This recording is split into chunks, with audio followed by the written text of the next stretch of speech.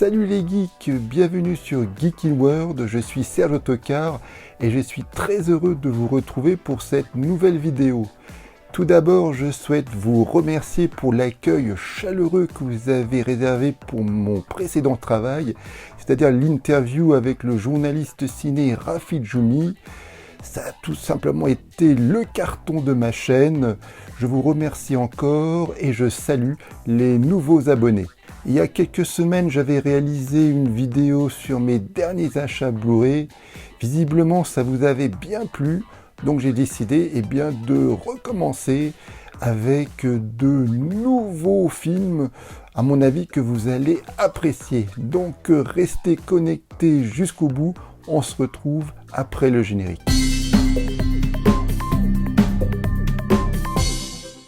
Ce sont 3 Blu-ray que j'ai achetés juste avant le confinement. Et le premier film que je souhaite vous présenter, c'est Jason les Argonautes de Don Chaffee, un film de 1963. Le voici. From the makers of Sinbad, Columbia Pictures presents Jason and the Argonauts.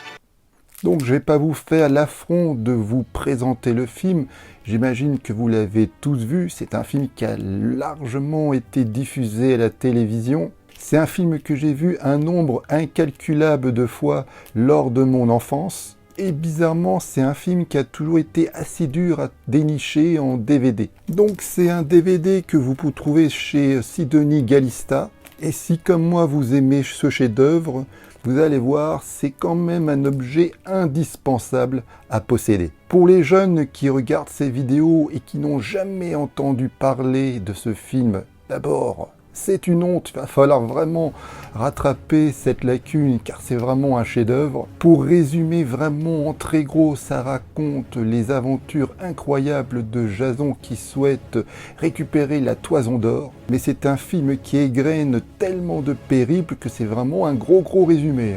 C'est un film qui est resté dans les annales de l'histoire du cinéma, surtout grâce aux effets spéciaux de Ray Harryhausen, de la stop motion, où voilà, ce sont des personnages, des créatures animées image par image, et c'est tout simplement son chef-d'œuvre. Aujourd'hui, ça reste toujours une œuvre tout aussi spectaculaire et particulièrement poétique. Il y a 2 séquences qui m'ont particulièrement traumatisé lorsque j'étais enfant, car oui, c'est un film qui m'avait vraiment effrayé lorsque je l'ai vu la première fois, je devais avoir 8-9 ans. Tout d'abord, c'est la fameuse scène du gardien statue de bronze, Talos, qui garde le trésor des dieux et qui tout d'un coup se met à s'animer pour poursuivre les voleurs. C'est une scène vraiment incroyable et lorsque je la vois, elle m'effraie toujours tout autant.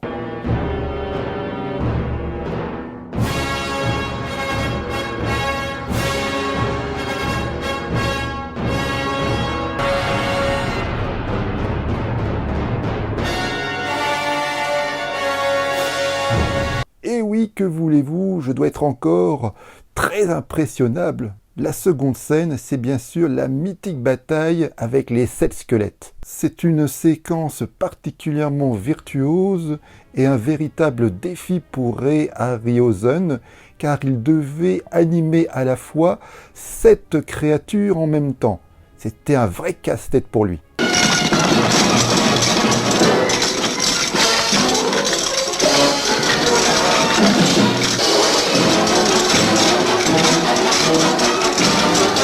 C'est une scène qui a tellement marqué les cinéphiles, puisque Sam Raimi lui a rendu un vibrant hommage dans son chapitre 3 d'Evil Dead. Et si en plus vous rajoutez le magnifique Technicolor et la sublimissime musique de Bernard Herrmann, probablement là aussi une de ses plus belles BO, vous obtenez forcément une œuvre exceptionnelle. C'est pour cette raison que je suis vraiment heureux de posséder ce film enfin. Alors dans ce combo DVD, il y a, comme d'habitude, un DVD, un Blu-ray et également un livret de plus de 150 pages sur l'œuvre de Ray Harryhausen, carrément. En termes de bonus, le plus marquant, c'est un documentaire d'à peu près 1 heure, je crois, sur la carrière de Ray Harryhausen. Au niveau de la qualité d'image, elle est excellente, mais pas exempte de défauts. À certains moments, je trouve la copie un peu sombre, mais je crois que c'était la base. C'était toujours assez sombre à certains moments. Et c'est vrai que lorsque vous voyez le film en Blu-ray, eh bien, au niveau des effets spéciaux, vous voyez les superpositions d'images. Eh bien oui, c'est le problème. Lorsque vous achetez un Blu-ray, eh bien, les défauts ressortent, comme les qualités d'ailleurs. Mais dans l'ensemble, c'est une magnifique copie. C'est un film inoubliable. Bref, c'est ma grosse Madeleine de Proust. Ça fait au moins une dizaine d'années que je cherchais à voir ce film dans ma DVD Tech. Je l'ai enfin. Et si comme moi vous aimez Jason les Argonautes, c'est tout simplement indispensable. Il faut absolument, voilà, et ce combo, vous ne pouvez pas le manquer. Donc je vous recommande vivement l'achat. Vraiment, c'est immanquable tout simplement. Je me répète, mais vraiment j'adore. Doctor, you'll perform an autopsy. On a body that's turned to stone?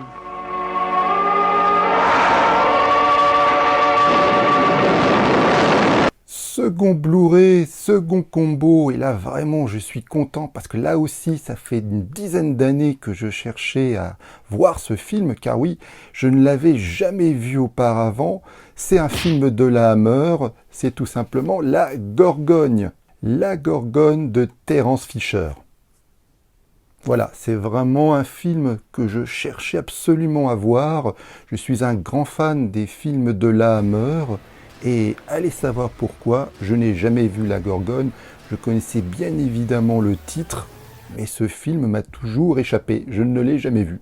Alors c'est un film qui est édité par ESC Éditions dans leur fameuse collection British Terror. D'ailleurs, le troisième film que je vais vous présenter fait également partie de cette collection. Alors dans ce film, il y a vraiment des grands noms du fantastique de l'époque. Non seulement c'est une œuvre mise en scène par Terence Fisher, grand cinéaste de la Hammer, qui a réalisé le cauchemar de Dracula, la malédiction des pharaons, la nuit du loup-garou, entre autres. Et dans ce film, il y a Christopher Lee, Peter Cushing et Barbara Shelley. Excusez du peu. Donc c'est vraiment une œuvre assez atypique pour la Hammer, puisque non seulement c'est une œuvre gothique, 100% gothique, comme la grande majorité des films de cette firme, et ça intègre également un personnage de la mythologie grecque.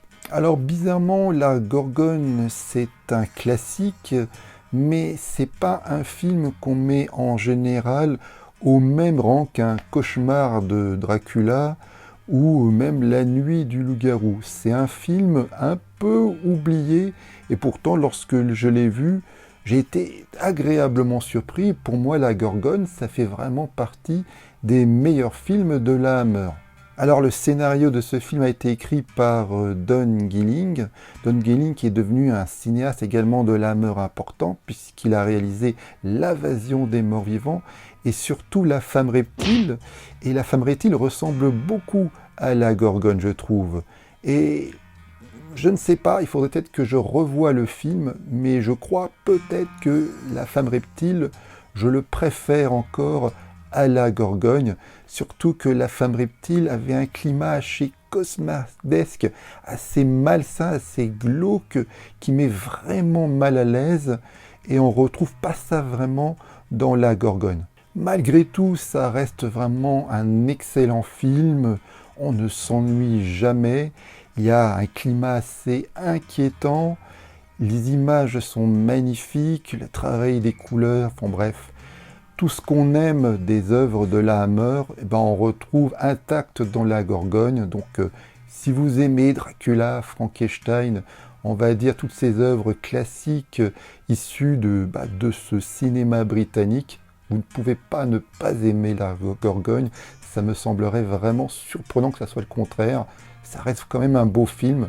Un film à voir absolument. Alors la copie est là par contre vraiment magnifique, j'ai strictement rien à reprocher.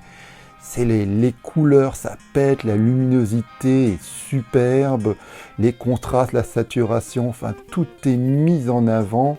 La copie est vraiment à tomber. Là par contre, c'est un des plus beaux films que j'ai vu de la Hammer en Blu-ray. Visuellement, c'est incroyable. Au niveau master, il n'y a rien à reprocher. La copie est magnifique, vraiment. Dans ce combo, comme d'hab, on retrouve bien évidemment un Blu-ray, un DVD et un livret de dizaines de pages assez intéressant, écrit par Mark Touleg, un autre confrère justement de Rafi Djoumi. Bref, si vous avez la nostalgie des films de la Hammer, eh bien je vous recommande vivement de voir La Gorgogne. On enchaîne tout de suite avec un troisième film, toujours édité par les mêmes éditions que pour La Gorgogne, dans la même collection, comme je l'ai dit, British Terror, eh bien c'est Asylum. Cette fois-ci, c'est Asylum produit par la firme Amicus.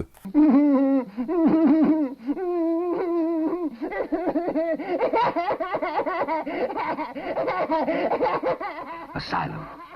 The most exciting film you'll ever see. Là, contrairement à La Gorgogne, c'est un film que je connais assez bien. Je l'avais déjà vu au moins 2-3 fois avant de l'acheter. Il faut dire que j'aime beaucoup la firme Amicus. Alors c'est une œuvre réalisée par Roy Howard Baker, qui a également réalisé des films pour la Hammer, notamment le génialissime Dr. Jekyll et Sister Hyde, un film à voir absolument aussi. Là encore, il y a des grands noms du cinéma, comme Peter Cushing, là encore, il est là, comme c'était le cas pour La Gorgone. Il y a Herbert Lom, et il y a des acteurs qui n'étaient pas connus à l'époque et qui vont le devenir par la suite, comme Charlotte Rampling, qui joue une personne névrosée, et ça va être sa marque de fabrique par la suite, de interpréter des personnes névrosées, et elle le faisait déjà au début de sa carrière. Alors Amicus, c'est vraiment une firme qui était la firme concurrente de la Hammer, aussi était spécialisée dans les films d'horreur, mais Amicus est surtout connu pour des films d'horreur à sketch, un peu comme Au cœur de la nuit ou Creepshow. Alors la Hammer réalisait des œuvres surtout gothiques. Amicus change complètement en mettant en scène des œuvres très réalistes qui se passent à notre époque. Donc vraiment, Amicus, Hammer, ça n'a vraiment rien à voir. Je suis vraiment content de posséder ce film car c'est mon premier Blu-ray issu de la firme Amicus, et Asylum est pour moi le meilleur film à sketch de la firme. Alors le scénario a été rédigé par Robert Bloch et c'est un écrivain célébrissime puisque c'est lui qui a écrit le Psychose, le chef-d'œuvre d'Alfred Hitchcock. Alors dans ce film, les sketchs sont des sketchs classiques. Le premier sketch raconte la vengeance d'un cadavre justement qui décapité et se venge de son assassin. Il y a un récit sur un costume maudit, une autre intrigue proche du psycho-killer avec une femme névrosée. Ce qui est intéressant avec ce film, c'est que le fil rouge qui relie les différents sketchs, c'est une histoire à elle seule également. Et ça, c'est plutôt une nouveauté pour les films avec Amicus. Le fil rouge il y a une réelle intrigue. Ce qui fait que c'est un film à sketch qui a une réelle homogénéité. C'est pour ça que c'est une œuvre qui est assez à part dans la filmographie, dans la production des films Amicus. Alors il faut quand même savoir que les films Amicus sont des œuvres assez fauchées, ça se voit, mais ils essaient justement de surpasser ce manque de budget en mettant en avant des œuvres assez inventives, proches des EC Comics, ces fameuses BD des années 50 horrifiques, des BD que j'adore, mais je crois que je l'ai déjà dit dans une autre vidéo. Et d'ailleurs, ils ont adapté des récits des EC Comics dans d'autres films à sketch, ce qui n'est pas le cas ici. Mais voilà, on va dire que les récits ressemblent beaucoup aux EC Comics, donc si vous aimez des films comme Creepshow ou la série Les Contes de la Crypte, il est probable que vous allez apprécier les films de la firme Amicus. Alors on a parfois beaucoup reproché à Amicus de manquer un peu d'emphase vu le manque de budget. Mais c'est vrai que les films Amicus sont des films assez froids. Les meurtres dans ces films, les scènes d'horreur, il n'y a pas d'emphase comme pour les films de la Hammer. C'est filmé de façon assez glaciale. Je dirais presque c'est assez proche des slashers que nous connaissons actuellement ou des films, on va dire les œuvres cliniques des premiers films de David Cronenberg. C'est filmé de cette façon-là, il n'y a pas d'emphase et c'est pour cette raison que je trouve que les films ont plutôt bien vieilli, car ça reste réaliste, sobre et efficace. Alors comme d'hab, dans ce combo, comme pour la Gorgogne, on retrouve un Blu-ray, un DVD et un livret encore écrit par Mark Toulek. La copie, je la trouve très correcte, mais il y a quand même pas mal de défauts. Il y a de temps en temps, on voit, c'est très rare, hein, attention, ne me faites pas dire ce que j'ai pas dit, mais on voit de temps en temps quand même quelques taches blanches, quelques taches sombres. La définition du film est très correcte, mais on voit quand même pas mal de bruit numérique sur pas mal de plans de ce film.